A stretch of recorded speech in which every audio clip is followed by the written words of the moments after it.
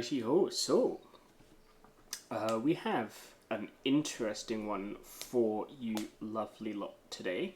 A Zao game, of all things. We don't play Zao too often. And I'm not sure why, to be honest. Like, she's a fun ship. So, you know, yeah. This game is also the game that got us the legendary module for the ship, because we didn't have this prior. This was like the final game before we unlocked that. So I still need to actually play a game with the legendary module because I haven't done that yet. So I need to do that at some point. We wake up. And we're gonna go off towards, like, this kind of area and do a bit of work there, and then we'll see how things go. I'm not gonna spoil anything for you guys, but it's gonna go interestingly. We'll put it that way. There's also a bit of a rarity in here as well. There's something that doesn't happen very often. Is gonna crop up here. So yeah, keep an eye out for that. That happens towards the end of the game though, so don't strain your eyes looking just yet. You don't need to be looking just yet. So I started this game off a bit earlier today, and we have two pinks, and it's like at that point you're kind of thinking, was it an accident or is this gonna go bad? And in fairness, 9 times out of 10, they're pink because of an accident. So, you know, that's nice at least. But there's always that one time that it's not that way. So, you still have to be wary about it and all that. So, we pushed up a little, and there are things beginning to get spotted. I make a comment on the Smolensk's name, unacceptable username. I do quite like that. I'm not gonna lie, it's not a bad name. We get a fairly chunky hit on the Moskva, 8k under fire. It seems the Moskva is smart as well. He's not put the fire out, or at least not yet. I think we get up to about 12k and then he puts it out, roughly. We see some shells coming in. Yeah, he's put the fire out now. Which, in fairness, he could have done a lot better. He could have done a lot worse in terms of when he put the fire out. He's already on fire again, though, so, you know, that's great. Unlike, you know, the bigger cruisers like Stalingrad, Moskva doesn't get the battleship length fires. So that's not going to hurt him as much as it would have done otherwise. But it's still not a good idea to be doing. You shouldn't really be doing that in a Moskva really at all. We're not really going to be able to get more shots at the Moskva just yet. So we take one more pot shot, just see if we can't get some resets on him before he goes behind the island more. The island does eat a few of our shells. We get 2 resets in, which is good, and we're about to turn around and we spot the gearing. Now, our hit on the gearing it's not gonna do too much. But, I mean, 2k to a gearing, it's not bad. Like, he can't get that back, so that's 2k less for us to deal with later. But, of course, at this point, he's unspotted. There's not really anything I can do here. The Z-52 will get a chance to chase him down a bit later. We take another pot shot at the Moskva, since the currywurst is more than likely going to be getting reset, like, regardless.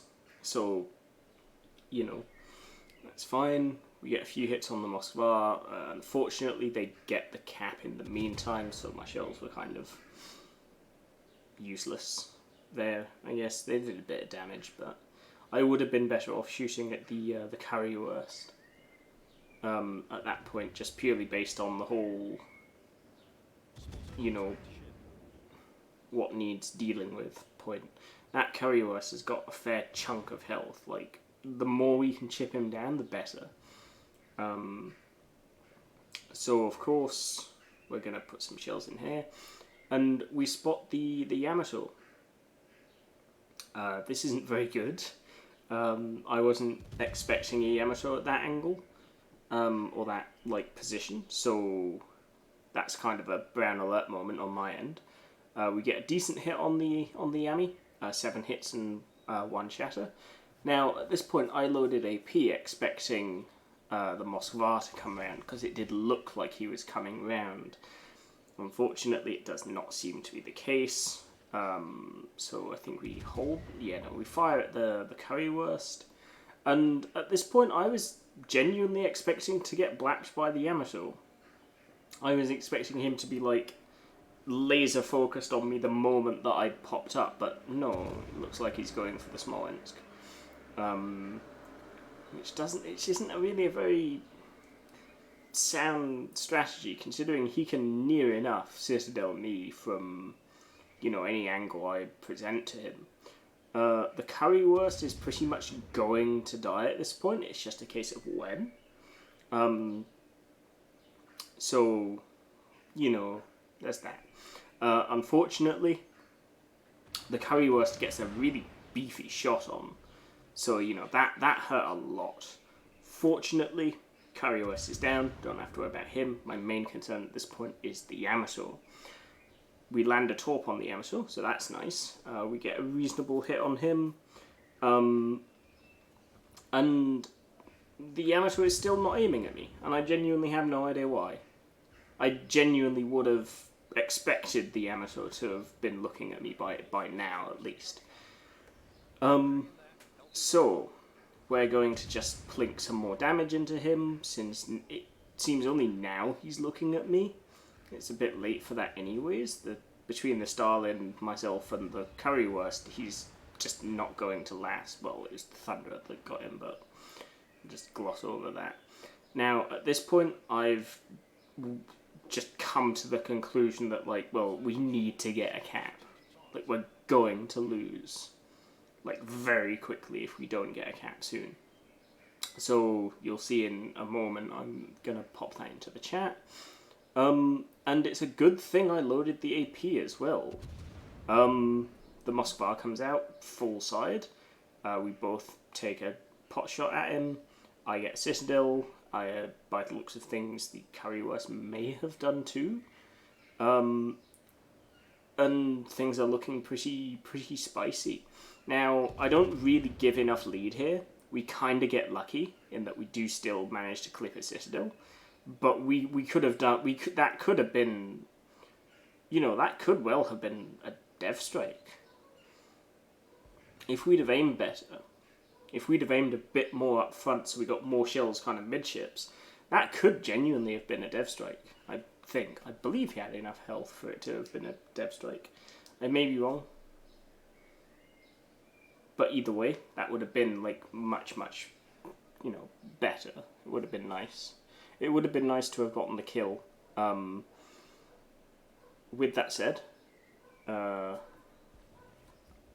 it's not too bad. Like, all things considered.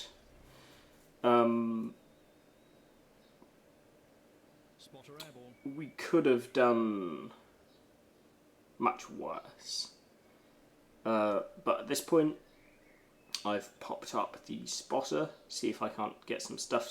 Well, the original idea behind the spotter was in hopes that I'd be able to spot the Worcester, because he was showing, like, flat side. Unfortunately, he isn't showing this flat side anymore. He will be soon, don't worry. You're going to definitely see everyone's favourite, you know, light cruiser get shat on. So if that's what you've come here for, then you've come to the right place. However, first things first, we need this cap. Like, we really need the cap. So we're gonna sit here and get the cap. I do believe we get this as a solo cap. I may be wrong. But I don't know. I think we do get this as a solo cap, actually, because there's no way the currywurst can get in here on time. So yeah, we get that. We're gonna leave the what's it called? The Yamato to our Z52, who I believe comes off a bit worse for wear, but still not so much so that he's gonna run into problems, but still not ideal. I think he has like 1600 health left. Next time we see him, which is when the Zao crops up around this end, which we're also going to have something to do with, but yeah, not just yet. Anyways, we have time to do some work on another cruiser first. Not as much as I would have liked. I would have preferred to have gotten like all of the damage here, but I do think he gets chunked a bit first. I believe we come round and we take the shot. So we get 2 citadels, and that's a dead Worcester. As they say, the only good Worcester is a dead one. So next up, this Zao is coming around here. Now, this Zao just saw what happened to the Worcester. I genuinely have no idea what he was thinking here. Maybe he was thinking he could get away with it. And in fairness, I do only have my rear guns anyways, but, like, this AP hurts. Like, you don't get to, like, make these decisions when the AP can do stuff like that. You don't get away with that. He's only on 1400 health, though. And at this point, I'm not sure why the Z52 wasn't shooting at him. Like, the Z52 would have been better off just shooting him. You know, it's a free kill for him. He's not really giving away any information that likely wasn't, you know, known already. Like, he wasn't giving away his position. He wasn't saying, oh yeah, I'm here. Because chances are he was already spotted as is. So, yeah, I'm not too sure what happened there. But the kind of rare stuff that I mentioned earlier, the rarities from earlier, generally tend to start here. In that there's actual teamwork going on. Like, this could well have actually even still been a loss, even after this point. Like, it's a 4v9? 3v9? Something like that, anyways. You know, there's not that much left on their team. But they could genuinely still win this. If they played their cards right, they could have won this. But yeah, but they didn't. So, you know, of course that might be a bit of a spoiler, but yeah, they aren't going to win this one. I'm sure you guys probably figured out that that's what was going to happen, but yeah, they are going to lose this. That could have worked out as being really bad for us, though, that grounding. If that Conqueror had taken like a much more aggressive push into B, that would have gone bad for us, because we're flat broadside and all. I mean, it's still a Conqueror. It's not going to be AP he's firing, it would be HE, but it's going to hurt still. Like, whichever way you swing it, that's going to hurt. So, you know. We take a pot shot at this Kremlin in the hopes that we'd be able to, you know, get a hit, maybe a fire on him. Unfortunately, he's reversing more than I was expecting, so we take another pot shot. The Nevsky is about to kill the Conqueror. There's not really much that could have happened here, other than maybe the Nevsky dying. But if the Nevsky had died and the Conqueror had pushed past, I could have finished him off anyway, so either way, that wouldn't have really affected the outcome of this game. I might have been a bit lower health, but it wouldn't really have affected the outcome too much anyways. We get a reasonable hit on the Kremlin. He gets chunks, really fucking low. I think next time we see him, he'll have, basically nothing. Yeah, 2105. But then he comes down to 51, which is, coincidentally, 50 more than you need. So, at this point, though, the game is pretty much won. But yeah, and, this was genuinely, a proper turnaround. I really wasn't expecting this to be a win. I was expecting this to be a, when they had all 3 caps, I was genuinely expecting this to be a fucking stomp, on their end. I was not expecting this to end well. Fortunately enough, it did, actually. So, I'll take it. But, yeah. So at this point, there's not really a lot more happens here. I think we sit here just on the off chance the Howland comes to the cap, which is possible because it's, it's a fast boat. We take a pot shot at Last Known, just on the off chance that he's still there, because I've had that happen before.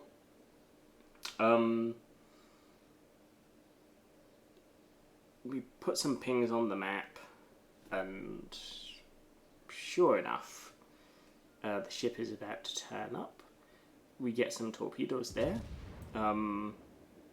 We see some torpedoes there, and the Howland is now spotted by the Nevsky. So we pop our spotter in the hopes that we can get some shots off. But it seems we're not going to really get a chance. The Nevsky puts some shells into the Howland and then finishes him off with a torpedo. And with that, that's the game. And so 143,000 damage, 135 shell hits, 1 torpedo hit, 2 incapacitations, 1 ship sunk. Which one was that? It was the Worcester we sunk. 4 fires, 10 citadels, 2 defended ribbons, 1 solo cap, 1 assisted, and a whole plethora of, missions finished, including, specifically, this one, which is our legendary mod, which I still need to actually, test and check and play. As for the base XP, no surprise, we come at the top, but, this is really, tight-knit, right? Really, seriously. 2.1, or 2,192, 2,121, 1971, 1900, 1892, 60, it's very small increments, which is always a good sign, because it shows that no one team player, no one person on that team is having to carry the weight of anyone else. Our lowest score was 1,082. Granted, yes, we were having to carry that weight. But that seems to be it, because everything else it's small increments. So, this is a very, very good thing, because at this point it's just a case of, well, everyone's pulling their weight, which is what we want, to be honest. That's what you want in these kinds of things, because it means no one person is having to do more than what their ship should realistically be able to do. Everyone's been playing their ships to their advantages, and even to their disadvantages. You know, you can turn a disadvantage from a ship into an advantage if you know how to play around it. So like concealment, for example, you can use that alone to gain information that you might have otherwise not had. You know, if you're spotted, you can kind of piece together what it could be that has you spotted. So, you know, it's quite easy to turn a ship's disadvantage into information that can lead you into an advantage. So, you know, but it's one of those things is when you've got these like really small increments in terms of base XP, like this is a really good thing. It's showing that everyone's doing as they should. You know, no one person is having to carry the weight of the whole team type thing. Everyone's doing their bit, you know, insert the fucking, what is it, Starship Troopers, I'm doing my bit thing. But yeah, with that said, sorry, that seems like it might have been loud. I'll make sure to not do that again. Let me know what you thought of this game. I think it went quite well, but I'd like to hear what you guys think, because, you know, who knows, it might not have gone quite as well as I thought it did. I'd like to hear your opinions on this, because I think it was an okay game. I think it went quite well. I think it was a fairly well played Zao game. There might be some differing opinions there, but I'd actually like to hear them. So I'd like to think, you know, is there anything here that you think I could have done better? You know, constructive criticism and all that. Yeah, it's easy for me to say. But yeah, I'd like to hear what you lot think. As usual, if you'd like to see more of this kind of content, you can find my YouTube channel, which is where you are now, in case you are wondering. And once you've got that, if you'd like, you can give me a subscription. It doesn't cost anything. We actually have a special offer on that at the moment. If you subscribe, it doesn't cost a thing. With that said, if you'd like to see more of the stuff that's not just like the cherry-picked nice stuff and just a voiceover, you can find me on Twitch under the same name, where I play all sorts of wonderful things, from World of Warships to War Thunder to... Well, it's been a while since I've played really much else, but, like... I don't know. I'm tempted to break out Subnautica again, because I lost my old save, so it'd be a kind of start from fresh thing, but I don't know. I reckon it might not be a bad move. But with all of that in mind, I'm going to love you and leave you, and I'll catch you all again in the next one. Do take care, everyone. Have yourself, you know, a wonderful morning, evening, night, whatever it does in fact happen to be there. Do take care. Have a good one. I will catch you all again in the next one. Be careful, guys. I don't want to come back and hear that one of you have managed to chop off 3 of your thumbs or something. But yeah, I will catch you all again in the next one. Take care for now, everyone. Ta-ra. Bye-bye.